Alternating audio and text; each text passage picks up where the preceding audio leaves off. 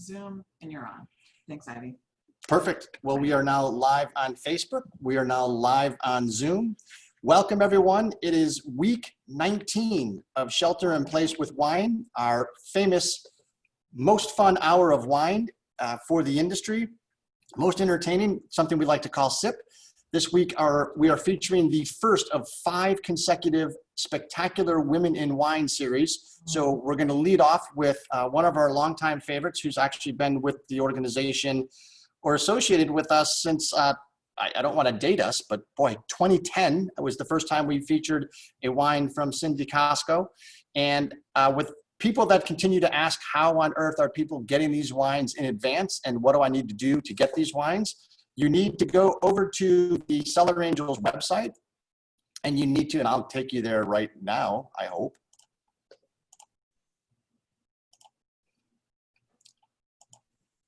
And you need to actually get a SIP kit. So the SIP kit is designed to feature a rotating selection of 6 wines. And you have this Shelter in Place virtual tasting kit. You can order it today. It will arrive sometime next week or the following week based upon the temperature in your area. As we all know, shipping in the middle of summer is challenging. But that will have 6 consecutive Friday night wines for you to enjoy. And those are the people that actually did order this previously several weeks back, which is why they have the bottle of Passaggio Rosso wine that we're going to be featuring. I see Caitlin Greasy, I see Elizabeth Smith, Jim Brubaker, Julie Fogarty, Michelle Marcella, Nelson Holden, and Stacey Dvorak. Welcome to another Friday night event. And I just want to show people where Jeff and Jane Greasy are. They're with the Holdens, and I think they've got the whole system down. Jeff and Jane Greasy have not missed a SIP event in 19 weeks, but this is what their spread looks like this evening. So they are enjoying some lamb, some lamb lollipops on a lake, a bottle of wine being poured, and we think we know what bottle of wine that is. This is a spread for 4 people, from what I am told, that they're going to be continuing to eat for the next 8 to 10 hours and hopefully drink that long as well. But we can't do this without our loyal customers. We can't do it without great winemakers. So it is absolutely an honor, a privilege, a joy for all of us at Cellar Angels to introduce you to Cynthia Cosco. Oh, and you, young tree, thanks for joining this evening. thanks for having me. I really appreciate this. This is great. I love this. What are you drinking? I'm drinking some Menage a Trois. I got it at Walgreens. It's $4. What do you think I'm drinking? I'm drinking your wine. You almost made me spit out my wine. I'm having Rosso tonight. That's what we're having. All right. It's currently on the website right now as well. We're going to have a little bit of a special offer for folks later on. So we are very excited about that. But I met Cindy 10 years ago, honest to goodness, when I don't even know how we met, by the way. I don't know if you actually filled out a thing to be featured. I reached out to you, yeah. Okay. Amy McGowan, hello, and I hope you're safe down in Florida. Dan Godaris is someone I think you know who's on Facebook. I don't know Dan at all. No, no way. Dan, I think, is probably toggling back and forth between this event and the Cubs home opener, which is happening this evening. Oh, wow. So baseball with no fans is finally starting, because we know this is it's a pretty crazy time. And so, as I say every single week, just because we have to physically distance doesn't mean we have to socially distance. Right. And this gives us an opportunity for Cellar Angels to introduce you to really, really special people that make serious, serious wine without taking ourselves too serious. So Cindy, many people know, but some people don't, that you actually had a prior career in law enforcement. I did. You were literally in a state about as far away from California as you can possibly get. Yeah. And in Virginia. Yes. And I believe it was, correct me if I'm wrong, 2002 or 2004 when you decided, okay, I've had enough law enforcement and I think I'm going to go make wine. 2004. 2004. And how did that decision come about, and why did it come about? So I'm chasing a guy, actually, through the woods. Oh, okay. So you mean like a perpetrator, not like I- a potential suitor. chasing a guy who had stolen a motorcycle, and he dumped the motorcycle and he took off through the woods. And I'm probably about, let's see, how old was I? 40. And I'm chasing this guy, young kid, and I'm like, I stopped and I'm like, I really think I'm done. That was my epiphany. So you're in full, uniform. You've got a vest on. You've got a weapon that's holstered, and you're running through the woods Yeah. chasing a guy Yeah, who's probably. running through the woods, and branches are hitting me in the face, and I'm like, no, I'm done with this. That's actually, I like that story. That one I have not heard. You haven't heard that? So, No. So then you went home and decided to hang up the badge. I had to And figure out how to do that. I had to figure out how to slowly get myself out of that career. I didn't want to stop it, all of a sudden. right. So And- thinking about it, what am I going to do if I quit this career? And so also hello to Kim Vance, who is also a fellow. Kim. There you go. Another winemaker, another super lady in wine that Buddy. we're going to be featuring a little bit later on in Makes August. great Pinot. She makes good Pinot, and also the Marcellas. Thank you so much for joining from the Boston area. So how did you determine, and what was that time frame as far as dialing off the law career and then deciding, well, I'm going to go to California because that's about as far away from Virginia as possible? Well, I had a friend out here who I'd come to visit, and when I came out here to visit, every so often I fell in love. I would drive up to wine country, and I fell in love with Sonoma, actually. And I thought I would love to live there someday. And so when I decided to quit law enforcement, I thought, oh my gosh, what am I going to do? So let's just go to California and see if I can get into the wine industry. I did not know, Martin, I did not know that I didn't know what part of the wine industry I would be in. Right. Wanted to get in it. And whatever capacity that was. Well, that's interesting because, there is some wine areas in Virginia. And I know you have a strong Italian background. And was it the growing up around wine? Was it just maybe weekend tasting and stuff in Virginia? Was it any of that or all of that? Or none of it? Some of that. Okay. So I grew up in West Virginia, actually. My grandfather on the Italian side of my family made wine in the basement. The best kind. And I think all the Italian guys did that, and they probably still do. I bet you're right. Absolutely. So I grew up with wine, but I think the hospitality part of the wine of that in the family, when you go to someone's house, you sit at the kitchen table, and all of a sudden, whoop, a bowl of pasta comes out, whoop, a glass of wine, and you're there all day. That's the part that I really loved, that social part, hospitality. Right. And just the sitting down at a table, breaking bread, so to speak, Yes. coming in from the shelter for the storm and just relaxing and conversing. Yeah, it's interesting how that even 1,000 years down the road hasn't gotten old. Right. No, I don't think it ever will.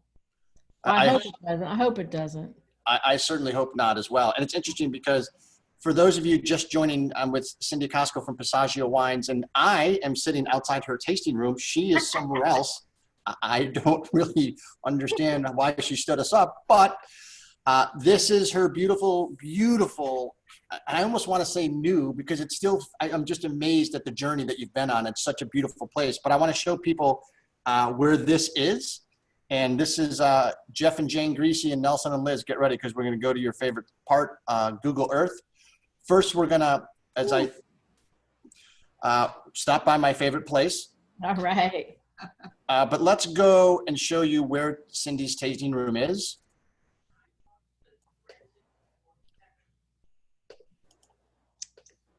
Look what a short journey that is. So now I'm gonna back up because this literally is right behind me over my shoulder is the tasting room, which is fantastic. But here we are in downtown Sonoma, and you've got the quintessential old school Sonoma Square with a courthouse in the center of town, and that like you find in a lot of the old romantic towns in the West. And Cindy has a spot right off the square, which is unheard of from a standpoint. And you just walk down this little sidewalk. There's a beautiful fountain right here, which is I'm probably sitting in, quite honestly, where I am in the picture. You look like you're sitting in it. I could be standing in the fountain. It's nothing wrong with that. Wouldn't be the first time I've stood in the fountain. Or the last. Yeah, thank you. Denise said We over don't the want to hear last. those stories. Yeah, this is a PG rated show. We will not go there. Exactly. But this gives you an idea of if you are in Sonoma and you're near the square, you can walk in and taste with Cindy and sit in these beautiful tables outside. And it's a very, very quaint, very desirable location. And it's kind of when we learned that you had a tasting room on the Sonoma Square, we're like, at last, Cindy has arrived. Did you feel the same thing? What was that like? Yeah, it was very surreal at the time. And I've always wanted, when I first started making wine, I felt that I should have a tasting room, but it took me from 2007 to 2014 to actually get there. Well, so you've had a lot of epiphanies on the way, I would imagine, in this journey since 2004. And I remember when you and I first sat down at Crush Pad in 2010. That seems like an eternity ago. You told me that you would never make red wine. I did tell you that. I'm sorry I told you that. That was a I fib. wanted to be all white. I was going to be all white wines at the time when I told you that. Well, and I think that's still my heart. That's still my heart. Is the white wines? Yeah. Well, Dan Godaris actually mentioned that as well. He said that you would never make red wines. And I mistook Dan for a Cub fan. Dan is apparently a White Sox fan. So my relationship and association with Dan is over. But Cut off. he's dead to me as a White Sox fan. That's the way we roll here in Chicago. You're either a North Sider or a South Sider. Okay. So why the affinity for white wines? It's actually it'd be my go-to. If I were to pick a bottle of wine, it would be a white wine. And any particular varietals? Unoaked, anything unoaked, anything stainless. Well, and for the record, Cindy makes literally one of the best unoaked Chardonnays we've ever had. And it is just a refreshing, fantastic wine. So I encourage people to visit the Passaggio website and see if you can snag some of that. Not a fan of oak, I'm hearing? Not really. Not really. Not into my white wines. Okay. And what about on reds? I mean, why the branch out to reds when you kind of just wanted to make whites? So back in 2007, 2008, maybe 9, I poured it, Martin, I poured it everything I could pour at any event. Right. And that's what we did. And we had to pour our wine so people could know who we were. And so you're at a table, every tasting, you're at a table and someone or a lot of people would come up. Do you have a red? Mm-hmm. Do you have a red? And so a lot of people would skip over me because I didn't have a red. Right. Go to somebody and go to another table. So a friend of mine asked me if I would partner with her and make a Pinot Noir. That was my first red, Pinot Noir. All right. And I got the bug. I love making it. I started love making red wines. It's a it's a whole different process. So I love doing it. And then explain to people kind of, compare and contrast, because you're right, it is a different process. So talk about the white wine process and then, put that up against the red wine process. Well, for me, I bring the white grapes in to the winery, and as soon as they come in, they go straight to the press. Okay. And so you press them, and so you're fermenting juice. when the red grapes come in, they go straight to a destemmer and destem them, and then they go into a fermenter, and then you're fermenting the grapes themselves. So it's a whole different process. And then any type of affinity for certain barrels for your red wines, new oak, used. I am a neutral oak girl. Neutral oak girl. Yep. And Diane Yetter, I couldn't agree with you more. Diane says, finally, a winemaker that is more white and unoaked. Diane, you would love, if you haven't had it, Diane, you should get the unoaked Chardonnay. It is something of beauty. I mean, I like the red wines, but I do want to introduce our first poll question for the audience. So for those of you, Jeff, Jane, Nelson, and Liz, get off the jet ski, put the lamb chop down, get your fingers ready for the keyboard, because the first question is: the idea to launch a winery in America's most famous wine region came about after a long evening with friends, sampling wines, and a declaration, I can do this. It's a true or false question. So we like to start off with an easy one, Cindy, because the audience is just getting warmed up and a little primed. There's the last 5 questions are very difficult. Okay. The essay one, the take-home essay is a stumper usually. Okay. All right, 5 seconds left. 4, 3, 2, 1. Look how many people were not paying attention. So the idea to launch a winery did not come. Go ahead and tell me, the idea to launch it originated where? For me? Yep. Just because you wanted to get out of law and wanted to travel to the wine region? Or, of course. Yeah. My whole premise was, yes, I can do this. And I wanted to do it in Sonoma. Okay, so do you think this is a true statement or a false statement? It's a true statement. Oh, okay. Whoopsie. I stand corrected. For those of you that have true, you're still in the money. There's 2 more questions left, and it's a winner take all this evening. Uh-oh. There's like, as I said last week, the rollover from last week was immense. I think we're at about $14 right now in the pot. Okay. So you decided on Sonoma, which I love. You now have a tasting room off the square, which I love. Yeah. How do you decide what you want to make? And then part B of that question is, how do you find the grapes to kind of complete that?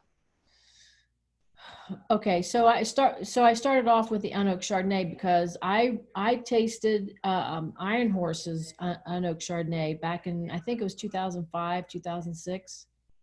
And I said, that's what I want to make, and that's the style of wine I want to make. So partnering with other grape growers is a thing that I think for me has just fallen into my lap. I have, like, say for instance, I have Albini vineyards. I have his Pinot Grigio, his Sauv Blanc. John Albini is a icon in Sonoma. I mean, he's been around for years and growing grapes. He walks into my tasting room one day, and he's carrying and he's got these bib overhauls on, bib overhauls and a hat, and he's carrying a bottle of wine. And some of his digits on his, his fingers are missing. I don't know why. Because there's always an auger accident. Right. So he walks into the tasting room. This is just an example. And he's carrying this bottle of wine. He comes up to the counter, and I just happened to be there that day. And he says, "Do you make a Cab Franc?" I said, "No, I don't make a Cab Franc." And I kind of looked at him and I said, "Do you make a Cab Franc?" Like, I don't know. Yeah. An odd question. And he says, "No," he says, I grow the grapes, but I have someone else make my wine, but I'm waiting for my appointment at some restaurant on the square because he wants to get his wine in there." And that's how we met. And from that point on, I got his Sauv Blanc, his Pinot Grigio, his Sangiovese, his Cab Franc, his Merlot. Wow. Yeah. So it just, I think it just happens to me. It just, I don't know. I meet these people. It's funny because, and I'll refer to Jeff and Jane Greasy again, and Sean Manning or Jim Brubaker, I think, is on. Elizabeth Smith certainly knows this. Yes. Is that when you are out there, Uh-huh. there's a kindness in this industry, and there's certainly a kindness in that valley, in both sides of the mountain. And that's not to say that there aren't lunatics as well, but for the most part, people want to see each other succeed, and people want to be kind with each other. And it's funny you mentioned Iron Horse, and I don't think there's anybody more aptly named than Joy Sterling, Yes. because she personifies just enthusiasm, happiness, warmth, compassion. She's amazing. Right. Oh, and by the way, she is also going to be on in several weeks as one of our 5 extraordinary people, Awesome. women winemakers. Would you classify yourself as a vintner or a winemaker? Huh. Winemaker. Winemaker. Excellent. Answered that question. That was from the audience. So this gentleman walks in, missing some digits, asks about red wine. Now you're sourcing half a dozen varietals from him. Right. And I don't know, and in the Rosso, none of the varietals you just mentioned, this is some strange stuff for the region. Yes. Now, if we went to northern, central, or southern Italy, it would not be strange. Right. So tell me about the story of how this developed with regards to the Rosso, the blend, and because it's in my glass, it's in a lot of people's glass right now. I'm loving it. Oh, good. Actually, it's in your glass. So why don't you walk us through the tasting note? Oh my gosh. So there's a lot of fruit on this and a good tannin structure. I get a little bit of cigar, dusty road, those kinds of things in this. How this happened to be was I have a friend of mine, Linda Yee. I don't know if she's probably not on, who comes up and helps me during harvest and other. What's her last name? Linda Yee, Mighty Yee. You might know, I don't know if you know her. She has a label, Mighty Yee. Could someone get Linda on the webcast, please? Thank you. She lives in LA, and She's she not has doing anything. Yeah, she has helped me tremendously. We're in the back of the winery and tasting through the barrels. And I had a single varietal Terraldigo, I had single varietal Sangiovese, and single varietal Aglianico back there. All sitting in barrels. We're tasting through, and an epiphany hit me, and I was like, I have all 3 regions of Italy. And wouldn't it be cool if we could put a blend together to do all 3 regions of Italy? So we started playing with it and came up with this Rosso. Wow. And I have a question on food pairing with the Rosso. And interestingly enough, I've got a question from the audience. Nelson, with regards to what would you pair with this? Nelson, I would pair anything where I get to sit with you in front of that lake. I'm telling you, right?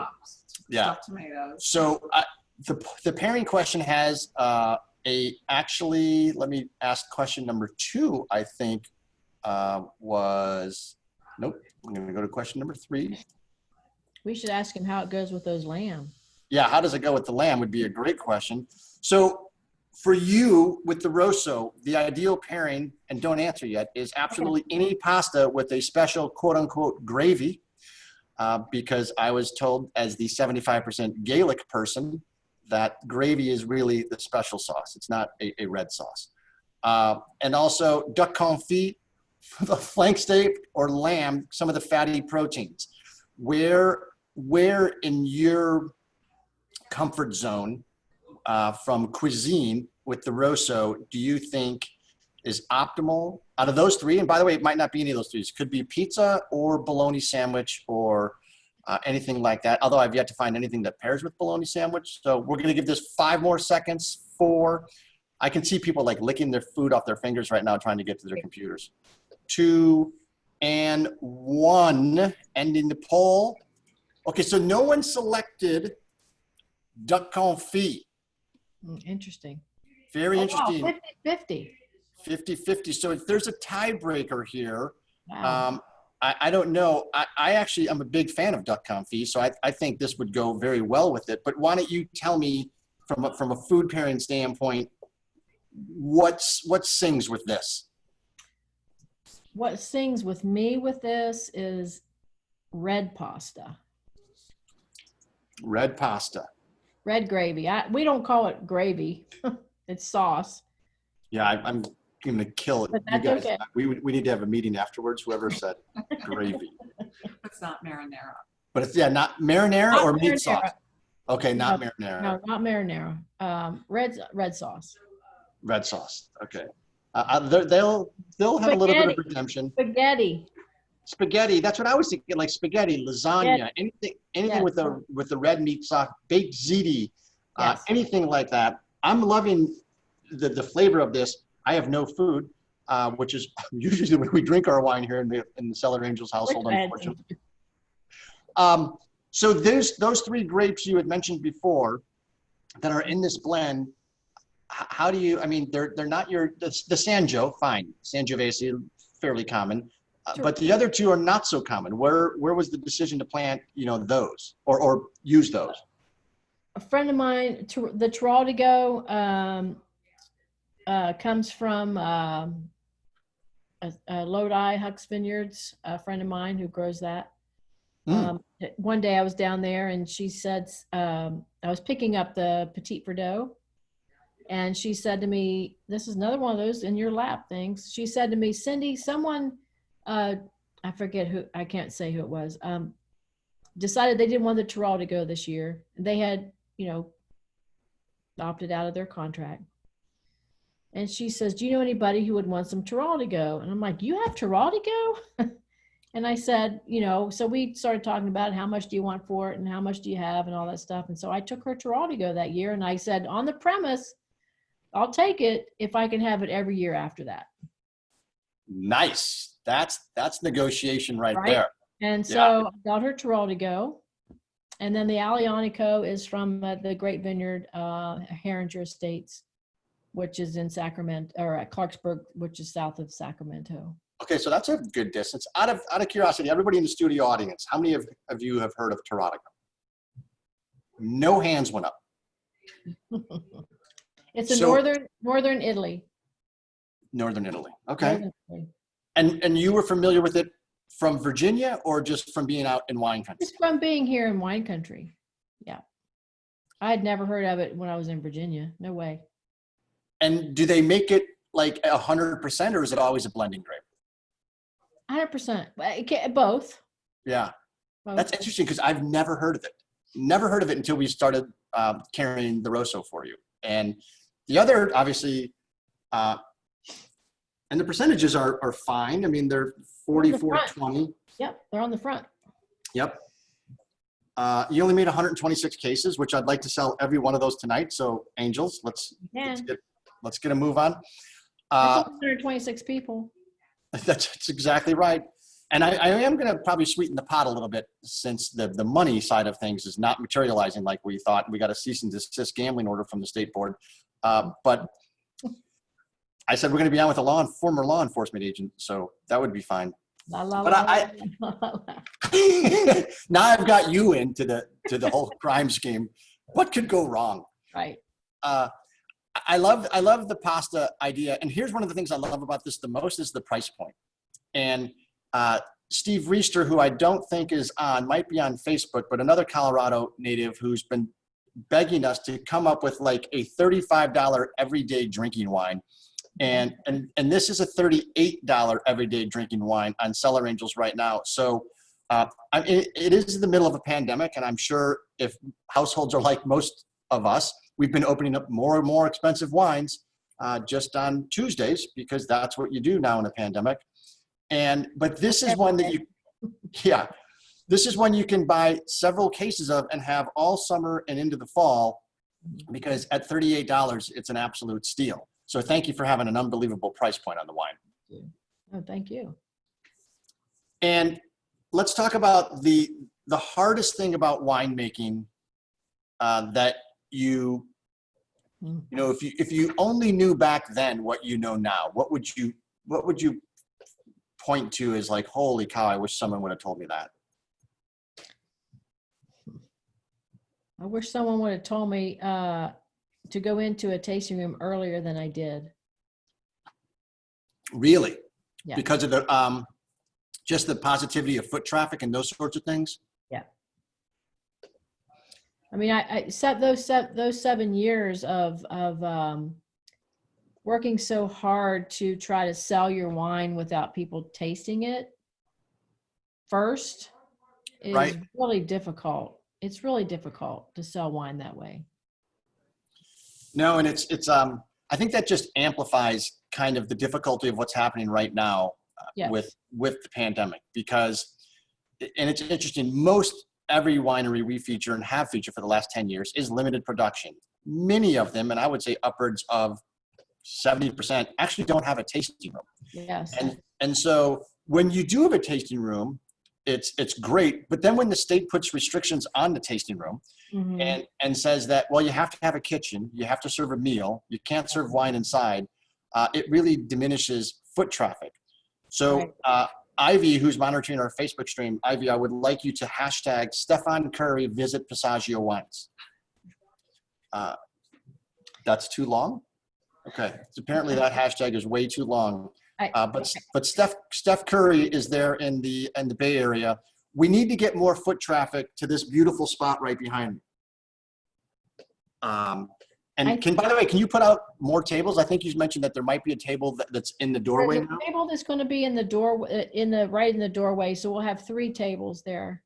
Yeah, for outdoor tasting.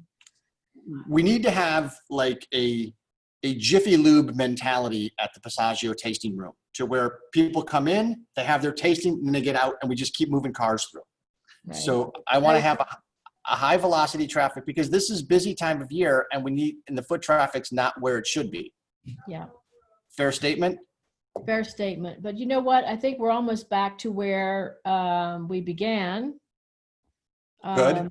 When I first began, we had bloggers and people like you online who are trying to help the small producers sell their wines.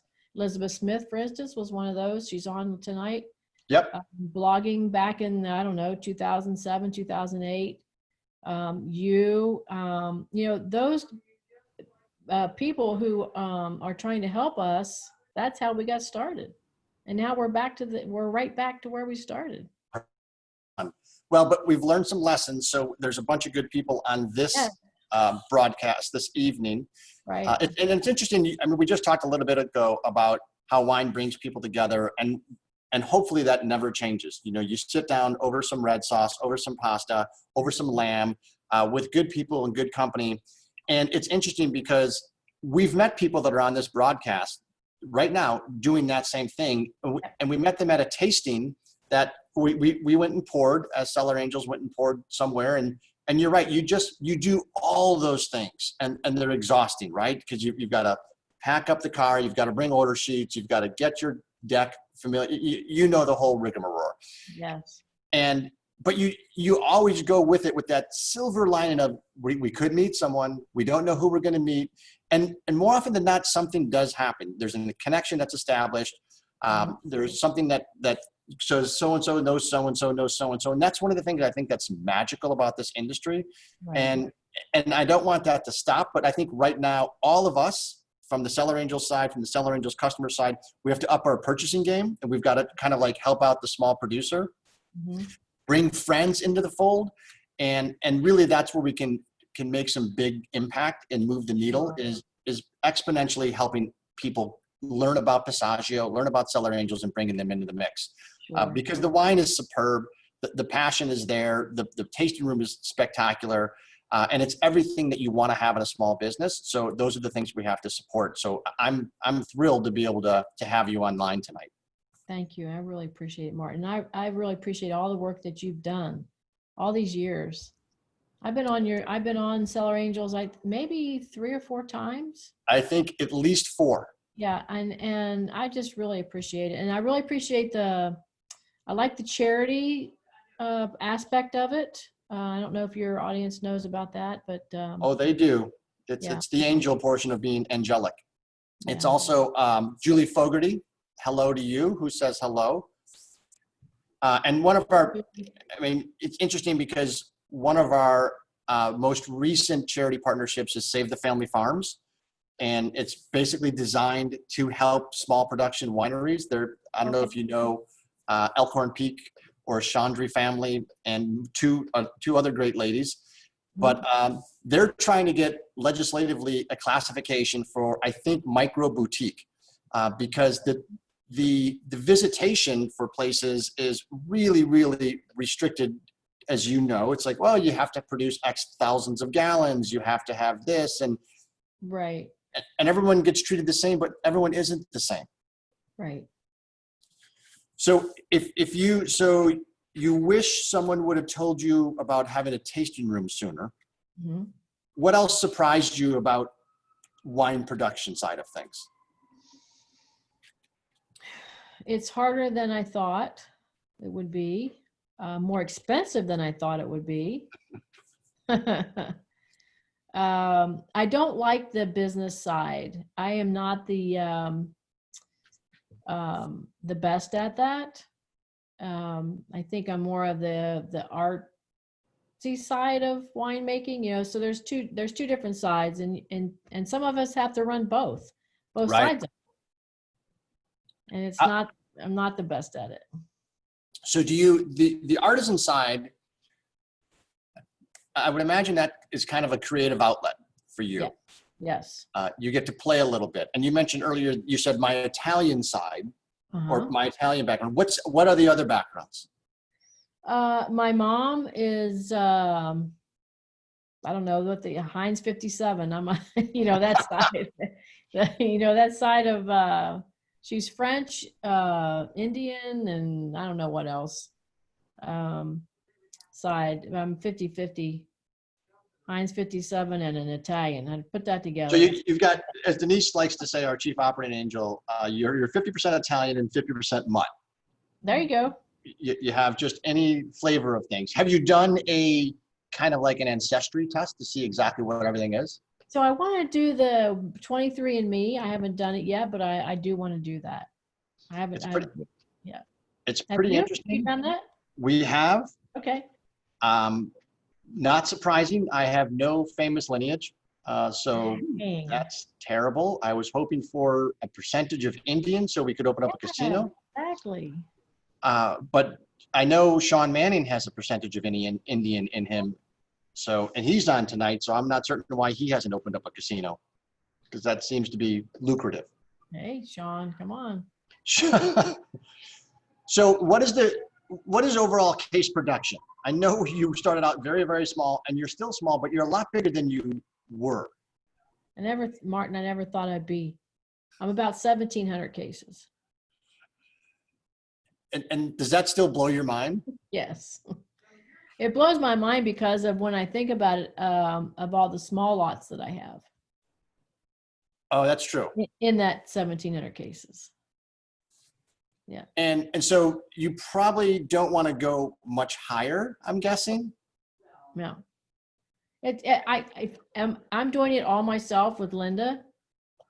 In 2018, we did 50 tons ourselves.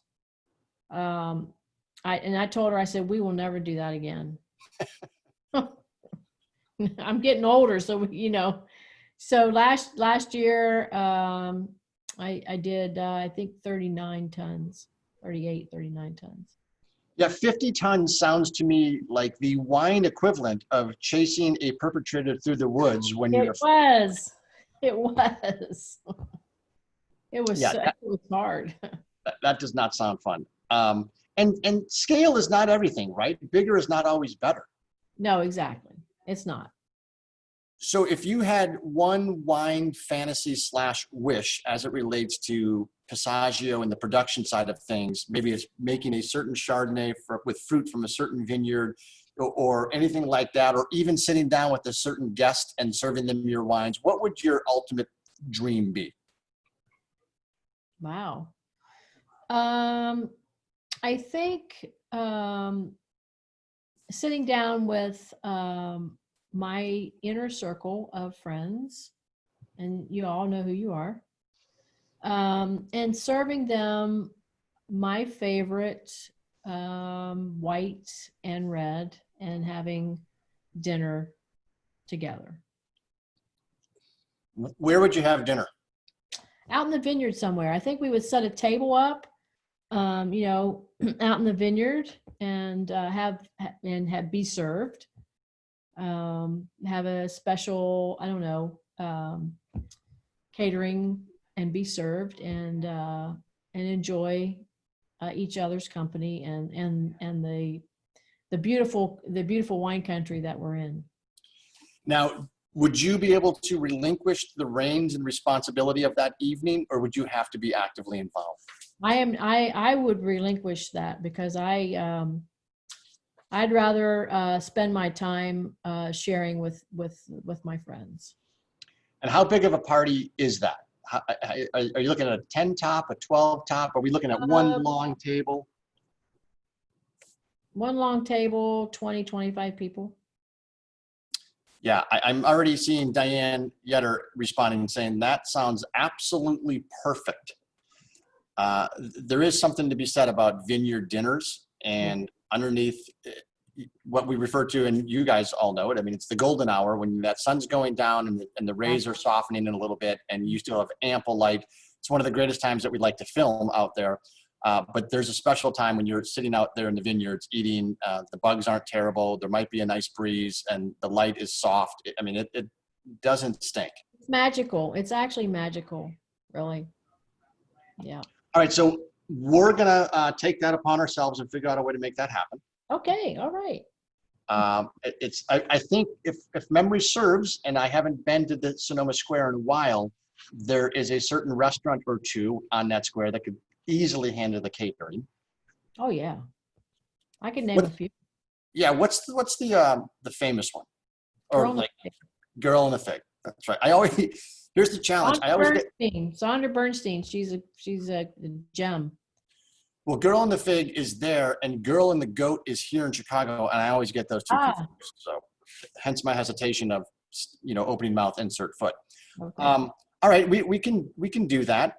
Okay. I'm being a little bit presumptuous that Cellar Angels was on that list, so that's fine if you just want us to work the event. We can do that. You are on that list. No, that would be great. Any other wine dreams as far as, in addition to the close personal friends serving them, is there any VIP that you wouldn't mind sitting down with over a glass of wine and picking their brain? Not really. I mean, there are a lot of winemakers that I've worked with through my career that I would love to sit down with again. Elizabeth Viana from Chimney Rock. Margot Van Staveren from Chateau St. Jean. Linda Trotta. She was the winemaker for Gunlock Bundschuh. Those were some of the icons that I worked for during my career. I would love to sit down with. Well, and it's interesting, and especially the last one, Gunlock Bundschuh, which was, I mean, you talk about the Italian heritage making wine in the basement, and they were, the prototypical garagiste wine that started out, and then that's the magic of that area, where you can be making wine in a garage and explode. Hey, what's next for Cindy? Oh my gosh. What does Cindy want to be when she grows up? I know you want to raise Airedales. Oh man. Yeah. Cindy wants to be living at home, relaxing in the backyard, working in the garden, and throwing the ball for her Airedale. That actually sounds delightful. Yeah. I like it. So, and it's kind of funny, yeah. And when you do that, you actually have to post a picture of your coffee every morning of the Airedales. Of course, exactly. And I want to tell people, for those of you that are enjoying the Rosso, here's what I want to do. I am obviously drinking this out of the Bottega del Vino crystal stem. I know the Mannings have. It's a pretty glass, actually. Right? Yeah, it's a nice glass. It's a nice glass. Can't hold open the window. Yeah, nice glass. This, Cindy, side note, this is actually kind of fun for you to play with the Airedales. This glass will hold this entire bottle of wine. Are you serious? Okay. Nice. I am serious, which is awesome because then you can tell people I only had one glass. That's right. So here's what I want to do, because Cindy has graciously said for anybody that wants to buy a case of the Rosso, she is going to do a virtual tasting with you and your party. So if you actually buy a case of the Rosso, you will get a free complimentary personal virtual tasting with Cindy and whoever you have at the house. Could be no one, could just be you and Cindy. Sure. I am going to kick in anybody that buys a case, a glass, a crystal stem, and Wow. I will show you this in a second. How sweet is that? Yeah, I haven't cleared this yet with management, so this might not go over well. But that's what happens when you are, where am I? Okay, so merchandise, accessories. There you go. This is, in my opinion, the greatest stem in the world. And having owned a retail wine shop, we used to carry a lot of stems. This is the BV7. Nice. As you can see, this is a $55 value that we are going to throw in. It is a big glass, as you can see. This glass dresses up a table.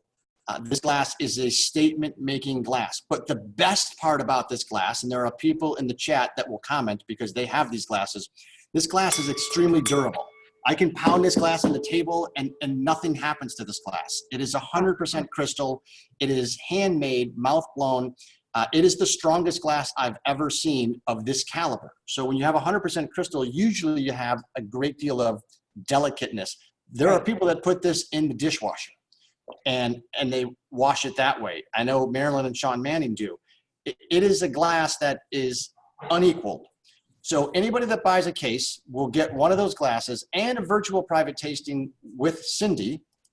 And if you even want to just tell me in the chat, Martin, I'll take a case. If you have an account with Cellar Angels, we'll take care of it. We will make it easy for you because I want this wine in your hands. I want you to enjoy this stem, and I want you to be able to associate with Cindy on a much deeper, more intimate basis with regards to the wine, sitting by a lake, perhaps. Jeff, Liz, Jeff, Nelson, and Jane, because that's amazing. So someone just ordered a half a case, Michelle Marcella.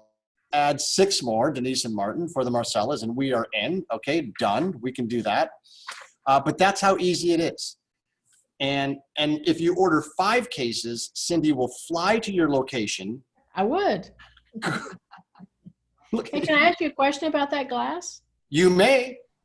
So is that it? So I saw on your photo that you put up there about the glasses. Is that a red wine glass, or is there other glasses that are for different varietals? Or there is. This is a red wine glass. Okay. And they have other glasses. They have a whole section of. I'll go back. Of stems. They've got champagne flutes. They have, as you can see here, very, very elegant champagne. Yeah, that's a nice one. This is the BV7. They've got a white wine glass, which is, hello. I just happen to have one. So you can kind of see the difference. Oh, okay. Wow. Yeah. Maybe not. I can. Both of their stems are tulip shaped, which I love because it adds a great degree of elegance. Yeah. And we drink all of our whites out of the BV4, which is the smaller one, and all of our reds out of the BV7. Okay. And I don't know about you, I'm not so crazy with regards to, well, I have to have a Zinfandel glass. I have to have a Pinot No. glass. I have to. Yeah, I don't. Yeah. I mean, I've had, honest to goodness, I've had first growths out of a red Solo cup. So I'm not a varietal specific stem guy. Okay. No, I'm not either. I actually, these are the glasses that we have in the tasting room. This is a Gabriel glass.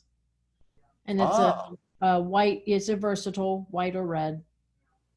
It's a very nice glass, but I like your glasses. I really do. I will send you some. Aw.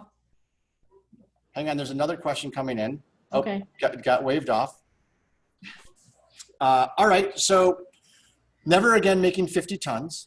No, Definitely never. want to have a dream dinner in the vineyard. Whose vineyard would you choose, by the way? We need access to a vineyard. We need access to a vineyard. Anybody out there? Let's see. I really, it would have to be with a view, up high with a view. Mount Veeder sounds nice. I was just going to ask if it mattered which side of the valley. It doesn't matter to me. Okay. So we need a driver. Need a driver. Or a couple of them. All right. We need a bus. Yeah. And a view. That actually sounds like a view. party in the making as far as I'm concerned. Yeah. All right. I like that idea.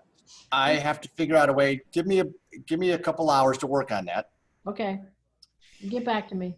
Anything you want to share with people about this insane business, or anything that wisdom you would like to impart on winemaking, wine drinking, wine consumption, any of that? The wine industry, I think in the whole is a wonderful community who supports each other. So if you're going to get into the wine industry, you're going into a wonderful a community of people. I think drinking wine, I think you should drink what you like. I don't think you should let anybody tell you what you should be drinking. I mean, if you like, I don't know, Prosecco, if you like, I don't know, whatever it is that you like to drink, I think you should be drinking it. Doesn't matter. That's actually great wisdom, because I think there's too many people that are influenced by scores and points and stars and those sorts of things, and shelf talkers. And it's like, hey, just drink what you like. Yeah. Yeah, just drink what you like. It's not terrible rocket science. It's just wine. It's just grapes, just fermented grapes. Yeah. It's not the, I like that. And drink it with good people and good friends. Yes. Open up a bottle, share it, bring people together. It's a good philosophy.